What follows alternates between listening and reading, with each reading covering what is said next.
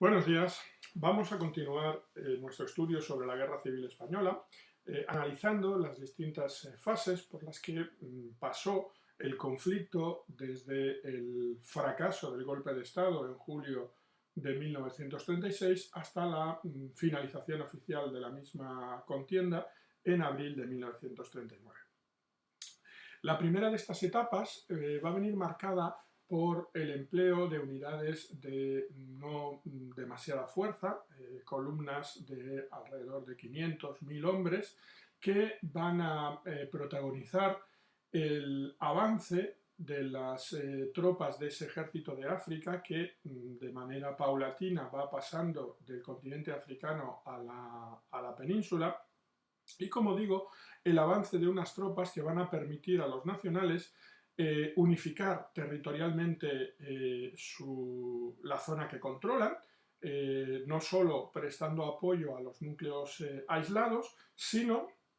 consolidando el dominio sobre una gran parte de la zona occidental del sur peninsular. Este avance parece tener como objetivo la ciudad de Madrid, en una concepción que en gran medida responde a las ideas que en cuanto a la estrategia y táctica militar se mantenían desde la Primera Guerra Mundial y que otorgaba ese papel más que simbólico al dominio, al control de la capital del país.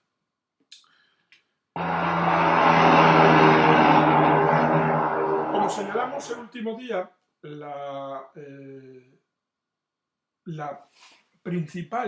el principal de los problemas a los que se enfrenta ese ejército de África, que como dijimos era la unidad con mayor experiencia militar en el ejército español, va a ser la dificultad de saltar ese estrecho de Gibraltar, es decir,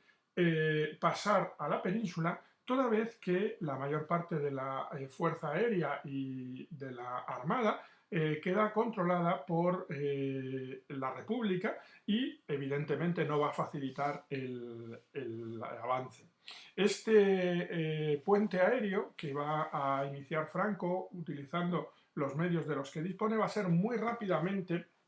facilitado por la llegada de material tanto italiano como alemán. Este envío de aviones va a permitir, como digo, que a lo largo del mes de julio y comienzos de agosto la totalidad del ejército de Marruecos pase a la península y se haga con el control de la franja meridional de la provincia de Cádiz.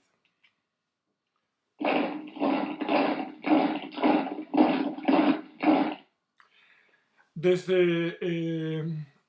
ese primer salto, las tropas de ese ejército de África van a dirigirse a apoyar, a socorrer a los sublevados en ciudades como Sevilla, que como decíamos había quedado bajo el control del general Queipo de Llano, pero rodeado de posiciones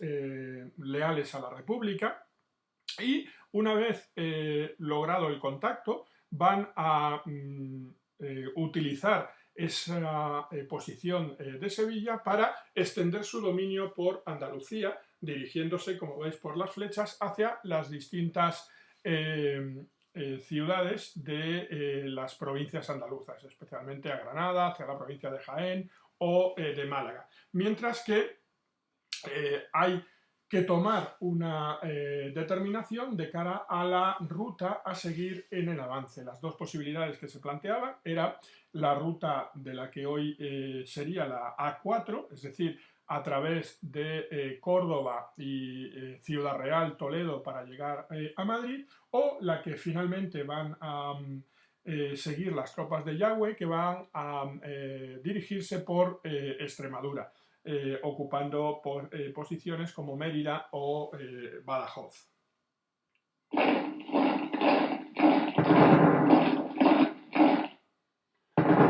La conquista de Badajoz por Yagüe va a dejarnos uno de los primeros ejemplos de la brutalidad en la retaguardia. la denominada masacre de Badajoz, que va a producirse cuando las tropas de Yagüe vayan a fusilar a una gran parte de los capturados, de las personas de ideologías vinculadas al Frente Popular que quedaban en la localidad. Va a darse a conocer esta actuación por un periodista portugués que muy pronto la va a publicar en el Diario de Lisboa, y desde ahí se harán ecos los distintos periódicos europeos.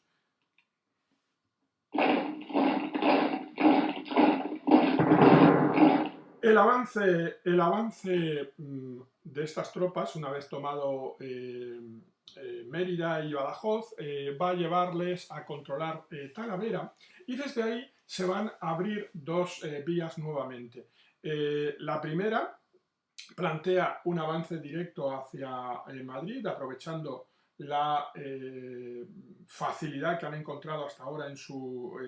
adelanto las tropas africanas, o bien desviarse para socorrer a los defensores del Alcázar de Toledo. En el Alcázar de Toledo, la Academia de Infantería va a producirse una notable resistencia de distintos miembros del ejército, algunos miembros de la Guardia Civil y personas vinculadas a distintas formaciones de derecha o de centro derecha, en una ciudad, Toledo, que todavía se encontraba mayoritariamente controlada por el Frente Popular y que muy pronto va a recibir apoyo desde de Madrid. No en vano distan apenas 70 kilómetros Toledo y Madrid, y cuya resistencia se va a convertir en un elemento de incalculable valor propagandístico. Va a ser esta última la decisión que tome Franco. La liberación del Alcázar de Toledo se va a convertir en uno de los mitos más queridos del franquismo, recordando o equiparando la resistencia del Alcázar con la resistencia de Guzmán el Bueno frente a los benimerines en el siglo XIV. Al igual que en aquel episodio, en este caso el coronel Moscardó va a ver cómo sus enemigos van a ejecutar a su hijo ante su negativa a rendir el Alcázar. La desviación hacia Toledo va a tener consecuencias porque el retraso va a permitir que lleguen a la capital algunos de los primeros materiales que la República está recibiendo de la Unión Soviética y que van a desempeñar un papel fundamental en la siguiente fase de la guerra, que va a ser la Batalla de Madrid o las batallas de Madrid, que tienen como objetivo la toma de la capital y que van a ocupar los últimos meses de 1936 y los primeros meses de 1937. De manera simultánea a los acontecimientos que hemos estado viendo en el sur de la península, en el norte se realizan operaciones militares de menor calado que pretenden, del mismo modo que sucedía en Sevilla, pues limitar la presión que están recibiendo poblaciones como Oviedo, como veis, un enclave rebelde en un mar dominado de posiciones favorables al Frente Popular, o el avance que desde Navarra Mola va a realizar sobre las provincias vascas, tomando, por ejemplo, la capital de Guipúzcoa, San Sebastián. Del mismo modo, en septiembre de 1936 se inicia el asalto a la capital. El gobierno va a decidir abandonar la ciudad, dirigiéndose hacia Valencia. Un indicador de ese carácter revolucionario que está viviendo la zona republicana son las dificultades que el propio gobierno va a tener para abandonar la capital frente a la oposición que le presentan las distintas milicias, especialmente las de carácter anarquista. En septiembre de 1936 se establece el primer contacto con Madrid, con una línea de frente situada alrededor de la casa de campo, mientras que también en la zona de la Sierra Madrileña vamos a encontrar otro frente de batalla.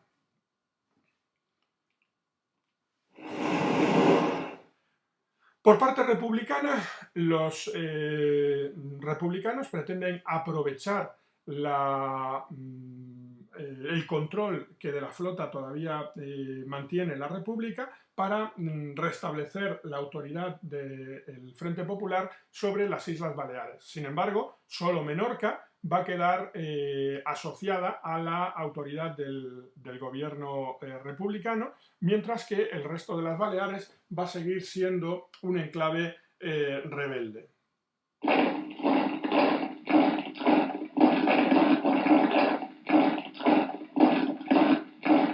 Los primeros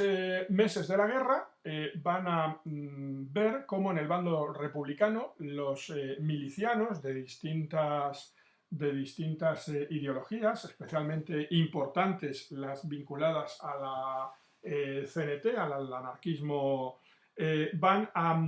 establecer frentes de combate, especialmente notables en Aragón, donde de manera simultánea van a poner en marcha su modelo de comunismo libertario, su modelo de revolución social. Esta situación es la que encontramos hasta septiembre de 1936 y que nos deja un perfil de las zonas, tanto la zona republicana como la zona nacional, en la que se han producido algunos cambios sustanciales. No solo el bando nacional ha aumentado los territorios que controla, sino que ha conseguido un elemento fundamental y que va a ser una de las ventajas con las que va a poder contar a lo largo de todo el conflicto, que es la unidad territorial. Es decir, la facilidad que tiene al controlar el territorio desde Andalucía hasta Galicia o el País Vasco y la posibilidad, por tanto, de trasladar tropas de un escenario a otro, algo que en el bando republicano se complica en el caso de la franja cantábrica, cuya mantenimiento, cuyos envío de refuerzos va a verse modificado, cuestionado, dificultado por esa ruptura de la unidad territorial. Por lo demás, seguimos viendo que en el bando republicano siguen manteniéndose las principales ciudades del país y la mayor parte de la población, así como de la principal industria que existía en el país. Aquí vemos una serie de imágenes de este periodo. Aquí una fotografía que muestra el vuelo de un avión alemán sobre las líneas republicanas y las estructuras de barricadas, de defensa que se van a ir creando en distintas ciudades. En este caso es una barricada en Barcelona, en la que, como veis, el carácter miliciano en el que la fuerza militar es irregular, está vinculada, como decimos, a una formación política o sindical, es la nota más llamativa. Esta fotografía es una fotografía del frente de Huesca, está sin datar, pero probablemente estaremos situándonos también en este momento inicial del establecimiento de esa línea de frente en Aragón. Esta es la portada del Diario de Lisboa, en la que Neves va a dar a conocer la toma de Badajoz, como veis, está entregado a los legionarios y a los regulares marroquíes, y donde se afirman las escenas de horror y de desolación en la ciudad conquistada por los rebeldes. Esta es la primera noticia que se tiene sobre esos acontecimientos que van a ser uno de los más llamativos, conocidos, de la represión en retaguardia en el bando nacional.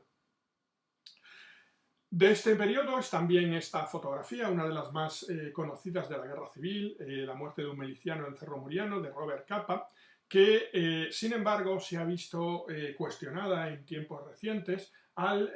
considerarse que está instantánea, que capturaría el momento exacto en el que un miliciano es alcanzado por un disparo. Sería no el resultado de una afortunada instantánea en plena batalla, sino el resultado de un montaje fotográfico posterior. Cualquiera de las circunstancias, en cualquiera de las circunstancias, se ha convertido, como digo, en una de las imágenes emblemáticas de la Guerra Civil Española. La posición en las cercanías de la carretera de Extremadura, en Madrid, de una defensa para detener ese avance que desde el suroeste de la península están protagonizando las tropas del ejército de África, es lo que nos muestra imágenes como esta de agosto de 1936. El Alcázar de Toledo, que era la sede de la Academia de Infantería, presentaba este aspecto en julio de 1936 y, como digo, va a ser el lugar de refugio de gran parte de los derechistas, así como de los cadetes militares y guardias civiles que no se mantienen leales a la República, como sí sucede en el resto de la ciudad. Va a ser sometido a un largo asedio que va a dejarle este aspecto al terminar el asedio en septiembre, sin que, sin embargo, las fuerzas enviadas por el gobierno de Madrid vayan a poder vencer la resistencia, convirtiéndose así, como digo, en un elemento fundamental de la propaganda franquista, tanto durante la Guerra Civil como posteriormente durante el propio régimen franquista. La llegada a Madrid va a producirse ya en los últimos días en septiembre de 1936. Aquí veis una instantánea en la que se ve un salto de legionarios ya en las cercanías de la Casa de Campo. La batalla de Madrid, que tiene lugar entre noviembre, una vez que se ha establecido un frente fijo alrededor de la ciudad, entre noviembre de 1936 y marzo de 1937, va a estar dividida en tres grandes asaltos. El primero de ellos es el asalto que, a través del avance por la carretera de La Coruña, en torno a la Casa de Campo, se va a establecer entre noviembre del 36 y enero del 37. Este intento, que va a ser el primero que busca cercar Madrid, va a provocar uno de los acontecimientos más luctuosos de la guerra, como es la mayor matanza en retaguardia que tiene lugar con las sucesivas sacas de presos y su posterior asesinato, que va a tener lugar en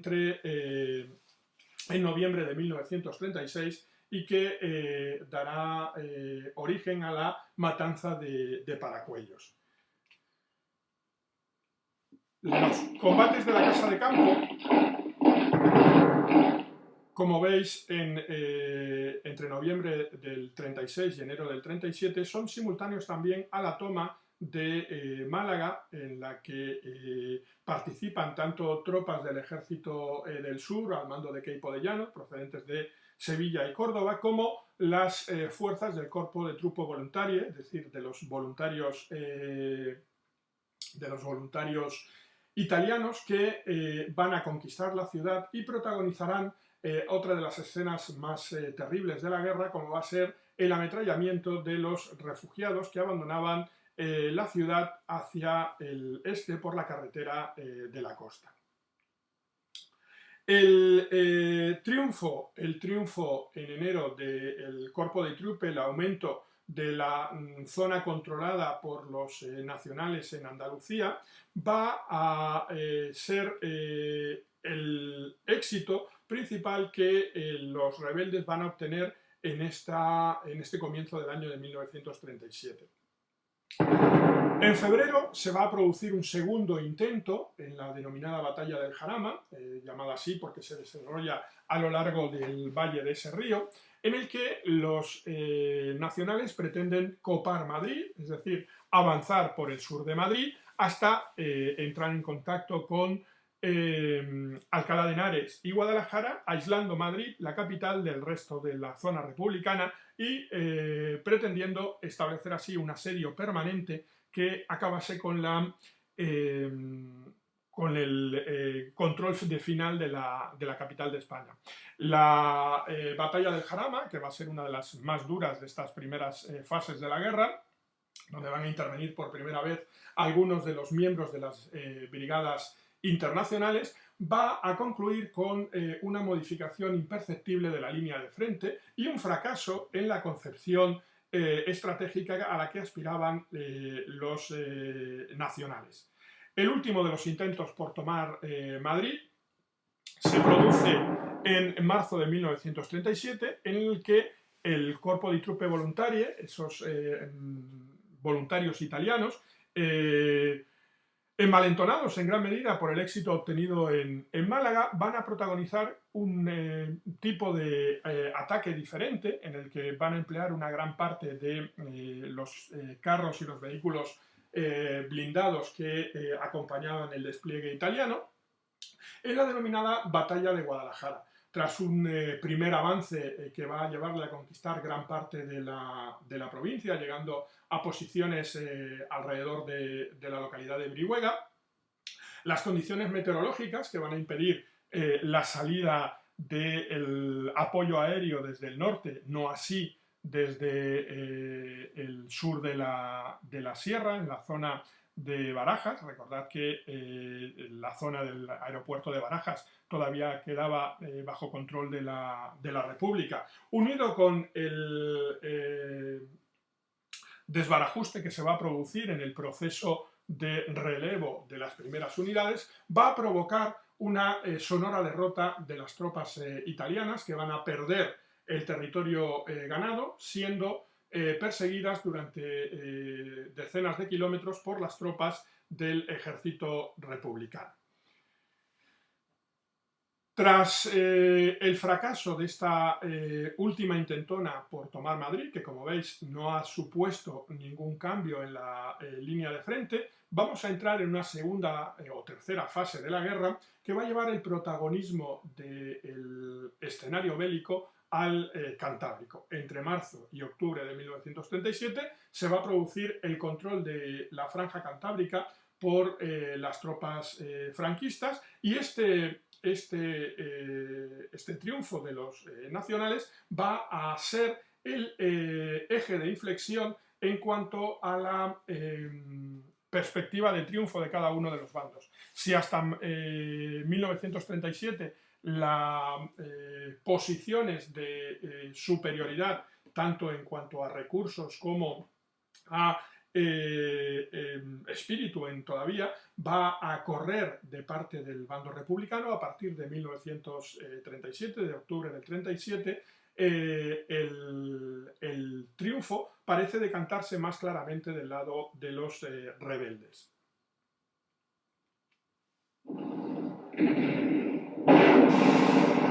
Durante los días 9 y 10 continúan los combates. La aviación franquista castiga duramente el cuartel de la montaña, las estaciones del ferrocarril del norte y Atocha, el paseo de Santa María de la Cabeza y la franja comprendida entre el campo del Moro, al sur del Palacio Real, y el río, desde el puente de Rey al de Segovia.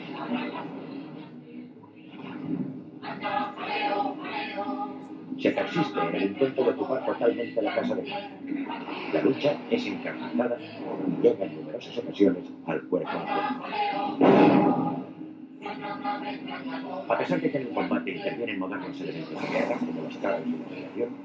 el grueso de las operaciones descansa en planteamientos anticuados debido a que la mayor parte del armamento es individual. El terreno se conquista a tiros de fusil, carreras a la descubierta y, en último término, con granadas de mano y ataques con la bayoneta clara.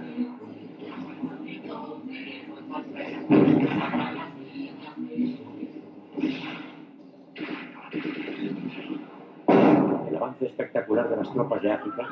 solo había tenido dificultades en el asalto a Badajoz. Ante Madrid, las maniobreras unidades de Marruecos, entrenadas para una guerra fluida y en campo abierto, se enfrentan a un reto que no pueden superar.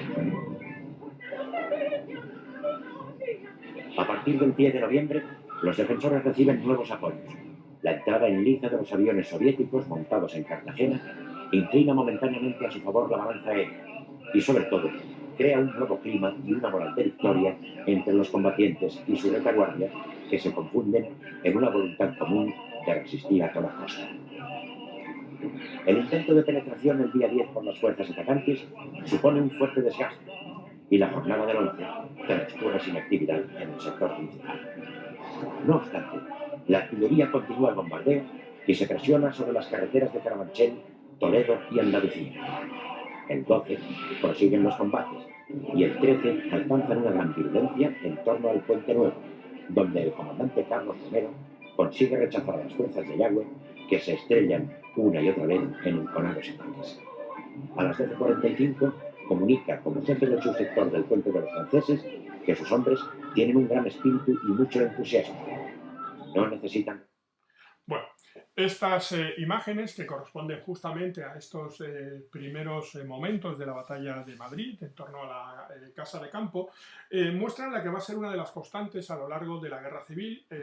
un frente permanente en Madrid que se va a mantener a pesar de que los conflictos principales o el grueso de las operaciones se traslade a otros escenarios. Entre marzo de 1937 y octubre de ese mismo año se va a proceder a la conquista por parte del ejército del norte, del ejército comandado por el general Dávila, de la franja del Cantábrico. Como digo, la conquista de esta franja y el control de los territorios y de las industrias que se albergaban en ese territorio va a cambiar el equilibrio de la guerra, favoreciendo a partir de ahora a los rebeldes. En marzo de 1937 los sublevados ya habían controlado gran parte del territorio del País Vasco y el resto estaba controlado por el gobierno autónomo que se había establecido en Bilbao, a cuyo frente se encontraba el lehendakari Aguirre. La construcción de una serie de fortificaciones, el denominado Cinturón de Hierro de Bilbao, diseñado por el ingeniero Goicoechea, que luego va a ser uno de los impulsores del diseño del talgo, no va a ser un medio eficaz para frenar el avance del ejército franquista en un momento en el que ese avance que va a dirigirse desde el este y desde el sur va a ver cómo paralelamente va a encontrarse con la negociación por parte de las autoridades del PNV con los dirigentes italianos de una rendición pactada. Esa rendición va a suponer la renuncia a la destrucción de la industria bélica sita en Vizcaya y va a permitir la captura de gran parte del denominado ejército vasco. Los dirigentes del PNV no van a lograr un acuerdo satisfactorio con los franquistas, que van a capturar la ciudad e incorporar, como digo, a gran parte de esos soldados del antiguo ejército de Euskadi al avance que a partir de ese momento se va a producir hacia Cantabria y Santander, perdón, y Asturias. En la conquista de Vizcaya se va a producir otro de los grandes acontecimientos de repercusión internacional, como va a ser el bombardeo de la villa de Guernica, a cargo de la Legión Cóndor, y que va a convertirse en uno de los ejes de la propaganda republicana, presentándolo como un ejemplo de barbarie. El bombardeo va a suponer la muerte de un gran número de habitantes, de una población que podía contar con alrededor de unos 3.000 habitantes en ese momento. Se calculan que las víctimas irían desde los 200 a los 500 muertos, aunque algunas estimaciones elevan esta cifra. Tras la conquista de Vizcaya, se producen dos intentos por parte del ejército republicano de aliviar la presión sobre el Cantábrico. mediante dos operaciones que tenían como objetivo desviar los recursos empleados en el norte para apoyar el avance que se está produciendo en otros frentes. El primero de ellos tiene lugar en Brunete en julio de 1937 y va a resultar un fracaso en términos estratégicos, como había sido anteriormente en los tres intentos de tomar Madrid, toda vez que el intento de avance por Brunete no va a obligar al ejército del norte a cambiar sus expectativas o sus intenciones de avanzar en la conquista de la Franja Cantábrica y con el envío de escasos refuerzos, las unidades estacionadas en ese frente van a detener el avance, cambiando la línea de frente apenas unos centenares de metros. El segundo de los intentos va a producirse en las cercanías de Zaragoza. Un ataque que tendría como misión la conquista de la capital aragonesa, pero que se estrella en un enfrentamiento costoso y duradero en la pequeña localidad de Belchite, que será destruida. Posteriormente no se reconstruirá, quedando como recuerdo del conflicto. De hecho, hoy todavía mantiene ese aspecto que presentó después de la batalla y que nuevamente no modifica la línea de frente en Aragón ni obliga al ejército atacante en el Cantábrico a distraer tropas de este escenario para trasladarlas a Aragón.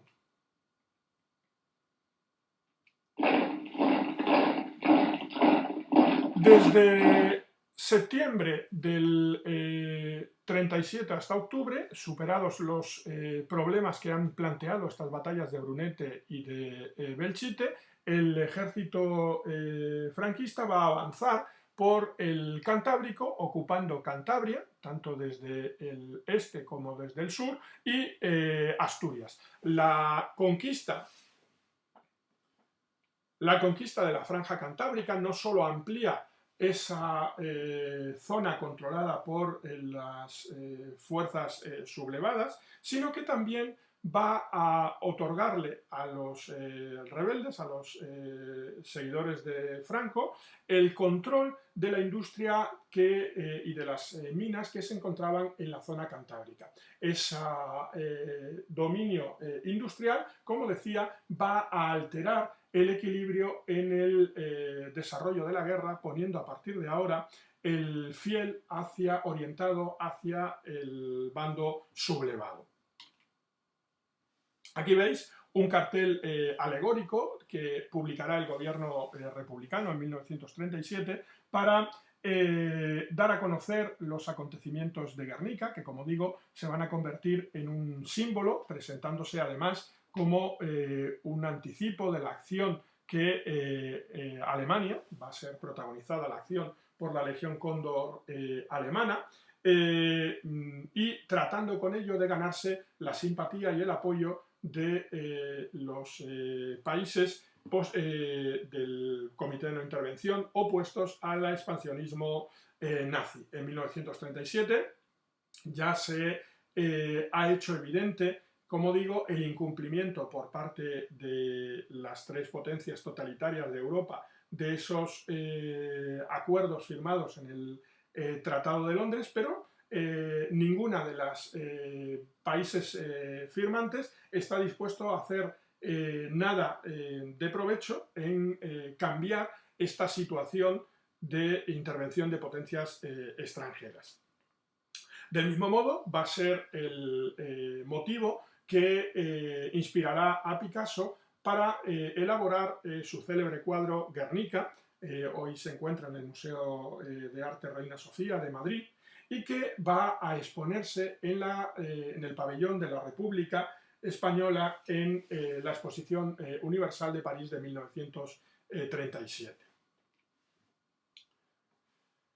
Aquí veis una fotografía de la batalla de Belchite, de una posición defensiva en esa localidad. Pero antes de llegar a Teruel, observemos los primeros tanteos para la gran ofensiva del Ejército del Pueblo.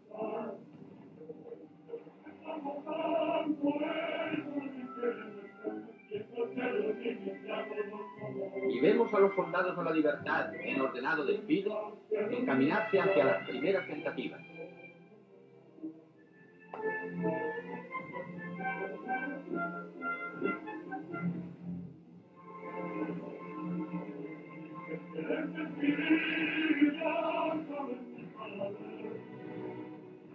Jefes, oficiales y comisarios políticos,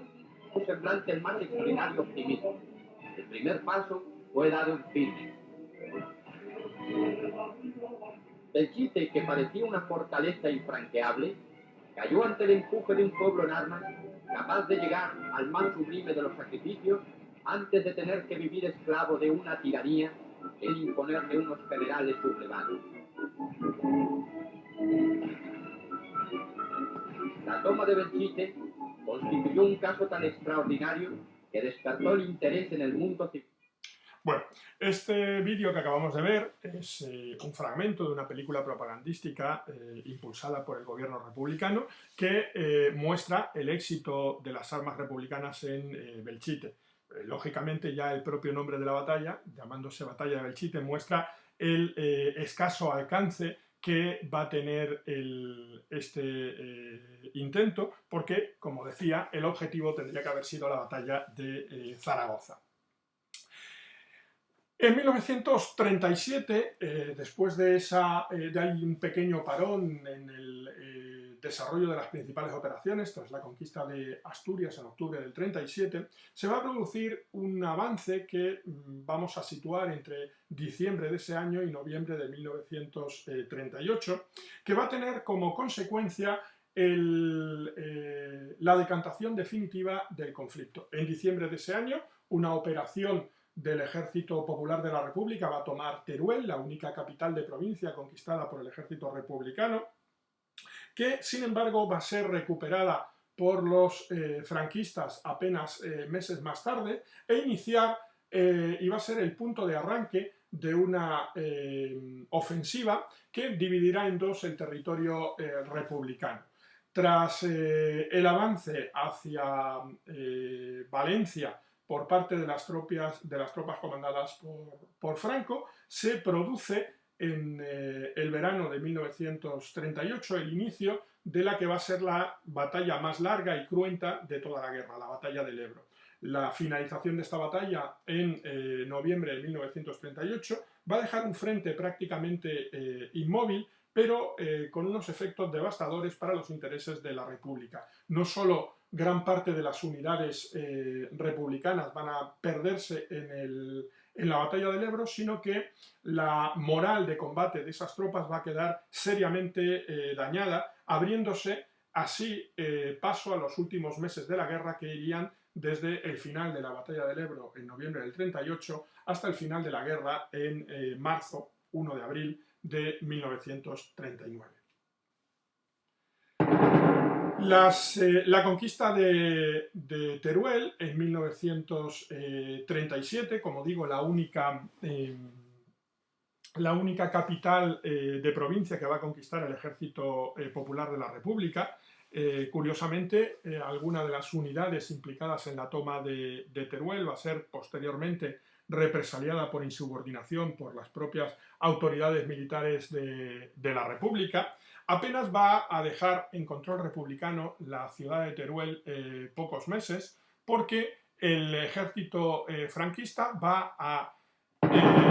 contraatacar y en febrero va a reconquistar la ciudad. No solo va a suponer un cambio de dominio de la ciudad, de la capital aragonesa, sino que a partir de ahí se inicia una ofensiva que provocará la ruptura del territorio de los frentes en la zona de Aragón en distintas posiciones. Como veis en el mapa, las líneas amarillas muestran los repliegues del ejército republicano, que incluso al verse embolsado en Huesca va a tener que saltar a Francia para poder evitar la captura del avance de las tropas nacionales, estableciéndose un nuevo frente en Cataluña y llegando al Mediterráneo por Castellón. En ese contexto, estamos, si mal no recuerdo, en marzo de 1938, las posibilidades que se plantean a las tropas de Franco son dos: avanzar hacia Barcelona o dirigirse hacia el sur, hacia Valencia. Esta va a ser la decisión que se tome, probablemente condicionada por los sucesos que están teniendo lugar en Europa. Recordad que estamos en 1938, acaba de producirse también la anexión de Austria por parte de Alemania, el Anschluss, que podía prever el estallido próximo de un conflicto en Europa. Esa circunstancia haría quizás más peligroso el desarrollo de unas operaciones bélicas en Cataluña, que podrían inquietar al gobierno francés, que pudiese temerse un ataque desde el sur y desde el este, y acabase decantándole para ofrecer apoyo al bando republicano. El apartamiento de las principales operaciones militares de la frontera francesa parece responder, como digo, a estos condicionantes de carácter internacional. En julio de 1938, en la desembocadura del Ebro, el general Rojo va a poner en marcha la que va a ser la mayor operación militar de la República y la batalla de mayor duración, de mayor implicación de tropas y de mayor alcance y repercusión en el desarrollo posterior del conflicto. La batalla del Ebro se va a extender desde julio hasta noviembre de 1938, y tras los éxitos iniciales del Ejército Popular Republicano, que va a cruzar el Ebro, lo que se consideraba una barrera infranqueable, al tratarse de un gran río muy caudaloso y que por tanto no permitía una movilización masiva, convirtiéndose así, como digo, en una posición defensiva, o que así se entendía. Va a ser roto en distintos lugares. El Ebro va a verse superado por las tropas del Ejército Popular de la República, obligando al repliegue de las posiciones nacionales y a la necesidad de trasladar refuerzos de otros frentes, de la zona del frente de Castellón, para defender las posiciones de los nacionales en el Ebro. Aquí veis imágenes del frente de Teruel y la plaza del Torico, la plaza más conocida de la capital aragonesa, en diciembre de 1937, cuando es capturada, controlada por las fuerzas del ejército republicano. Bueno, vamos a ver con algún detalle la batalla del Ebro. Aquí tenéis de manera esquemática los distintos meandros que el Ebro plantea en las cercanías de su desembocadura, en Tarragona, en localidades como Mequinenza, Fallón, Flix, Miravet, Gandesa o Amposta, que van a ser los nombres que protagonicen esta batalla. Esta zona estaba defendida por el cuerpo de ejército marroquí, como digo, se convertía en la retaguardia de ese avance hacia el sur que estaban emprendiendo las tropas franquistas, y para hacer esta operación se concentran tres cuerpos de ejército, el 15º, el 12º y el 5º cuerpo de ejército, que pretenden cruzar el Ebro por distintos lugares, por Mequinenza, por Amposta y por Flix. Lo que van a lograr en dos de estas tres posiciones, que van a obligar a estos 100.000 hombres que forman estos tres cuerpos de ejército, van a obligar, como digo, a que el ejército marroquí tenga que replegar sus posiciones y atrasar su línea de defensa.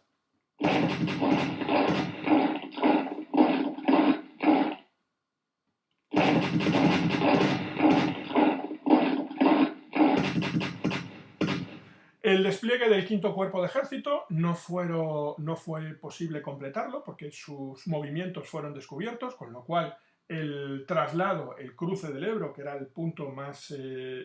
complicado de esta operación, va a verse dificultado. Y como digo, ese repliegue que ha tenido que hacer, ese abandono de esa línea de frente, va a obligar al ejército franquista a enviar refuerzos que se concentran en el cuerpo de ejército del Maestrazgo que mandaba el general García Baliño. Esta ampliación de las fuerzas por parte de los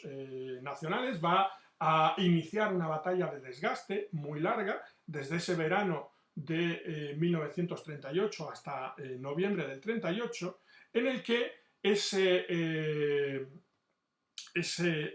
esfuerzo continuado va a tener como consecuencia el repliegue de las tropas republicanas al otro lado del Ebro. Aparentemente, como veis en el esquema, la batalla no ha supuesto ningún triunfo para ninguno de los dos ejércitos. Las posiciones quedaban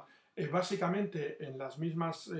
lugares en los que se encontraban en julio de 1938. Sin embargo, los efectos para cada uno de los ejércitos van a ser muy diferentes. No solo por el número de bajas, sino porque, como veis, en el ejército, los distintos cuerpos de ejércitos que han perdido un gran número de hombres van a reunirse en un nuevo ejército del Ebro que pretende ocultar, como digo, la importante pérdida de hombres de fuerza de cada una de estas unidades. Las bajas para el bando republicano se estiman en más de 10.000 muertos, 34.000 heridos y casi 20.000 prisioneros. Como vais estamos hablando de 65.000 de esos 100.000 hombres puestos en combate como bajas. Por su parte, los nacionales habrían perdido unas 40.000 hombres entre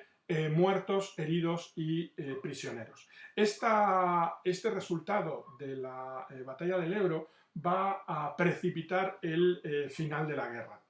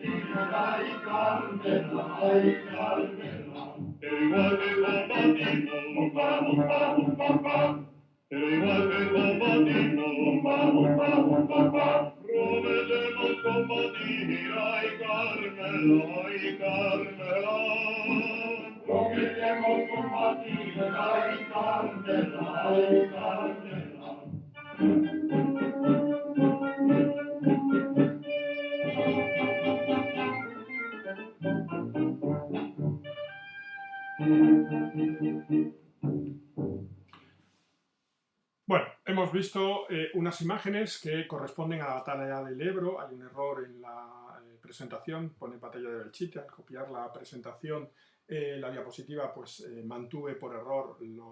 la leyenda que ponía de la diapositiva anterior. La posición tras la batalla del Ebro va a dejar un breve lapso antes del reinicio de las operaciones que a partir de enero-febrero de 1939 se concentran en Cataluña. En este momento la conquista de Cataluña va a realizarse de una forma muy sencilla para las tropas nacionales que apenas van a encontrar resistencia y se produce un éxodo masivo tanto de militares como de civiles hacia Francia. En ese éxodo va a salir también el presidente del gobierno, Juan Negrín, como el presidente de la República, Manuel Azaña. Este último ya no volverá a la península. El avance que se inicia tanto desde el sur como desde el oeste va a dar el control de toda Cataluña a los nacionales en apenas 2 meses, controlando también la capital, Barcelona, donde van a ser recibidos por multitudes que van a celebrar la llegada de las tropas franquistas. Aquí veis imágenes de esa huida masiva de la población por los pasos fronterizos de Gerona y de Lérida, que se producen tanto en vehículos como a pie, como podéis ver, y que incluyen también a las fuerzas republicanas, que en esta ocasión no van a presentar gran resistencia y que de manera masiva van a pasar al país vecino. Otra fotografía de esa huida de las tropas republicanas. En Francia se van a encontrar con un confinamiento por parte de las autoridades francesas que concentra a la mayor parte de estos españoles en campos de concentración levantados en la frontera, donde las condiciones de vida, los medios y condiciones higiénicas, por ejemplo, van a dejar bastante que desear. Esta es una fotografía del campo de concentración de Bram en Francia. Aquí veis imágenes del desfile de la Victoria que van a protagonizar las tropas franquistas en marzo de 1939, que, como digo, van a ser acogidas por la población que ha quedado en la capital y que ha vivido de manera oculta el mantenimiento de la ciudad, de la capital catalana, bajo el control republicano. Todos aquellos que apoyaban de alguna manera al bando nacional y que no se habían dado a conocer, o bien aquellos que han cambiado de posición tras el triunfo de los nacionales, salen de manera masiva a celebrar, como digo, el triunfo de los nacionales. En marzo de 1939 todavía queda aproximadamente 1/3 de la península bajo control republicano. El presidente del gobierno, el doctor Juan Negrín, aspira a extender la contienda hasta que ésta enlace con el conflicto europeo, cuyo estallido se ve cercano, y sin embargo va a ser la oposición de una parte de las propias fuerzas y dirigentes del Frente Popular, en concreto de los dirigentes de las distintas formaciones políticas, con excepción del Partido Comunista, que están representados en el control de la ciudad de Madrid, los que impulsen un golpe de mano, un auténtico golpe de Estado dentro de la propia república, de la zona republicana. Va a haber 2 guerras civiles dentro de la guerra civil en la zona republicana, como veremos en el próximo tema, y que tendrá como consecuencia, tras un enfrentamiento interno entre las tropas republicanas en Madrid en marzo de 1939, y el control de la ciudad por estas dirigentes, la rendición incondicional de la ciudad. Tras esto, se produce la huida masiva de los dirigentes republicanos que todavía quedaban en poblaciones como Valencia, Alicante o Cartagena, que huirán al extranjero, mientras que las tropas nacionales controlan el resto del territorio, permitiendo a Franco dar por finalizada la guerra el 1 de abril de 1939. Este que estáis viendo es el último parte manuscrito por el propio Franco, y vais a escuchar cómo fue leído por el actor Fernando Fernández de Córdoba en la emisión radiofónica de Radio Nacional. Parte oficial de guerra del cuartel general del Generalísimo, correspondiente al día de hoy, 1 de abril de 1939. Tercer año triunfal. En el día de hoy, cautivo y desarmado el ejército rojo, han alcanzado las tropas nacionales sus últimos objetivos militares. La guerra ha terminado. Burgos, 1 de abril de 1939. Año de la victoria. El Generalísimo Franco. Bueno, esta fue la manera en la que los españoles escucharon la finalización oficial de la Guerra Civil casi 3 años después de su inicio en el verano de 1936. Aquí veis imágenes de las entradas de los nacionales en Madrid el 28 de marzo de 1939.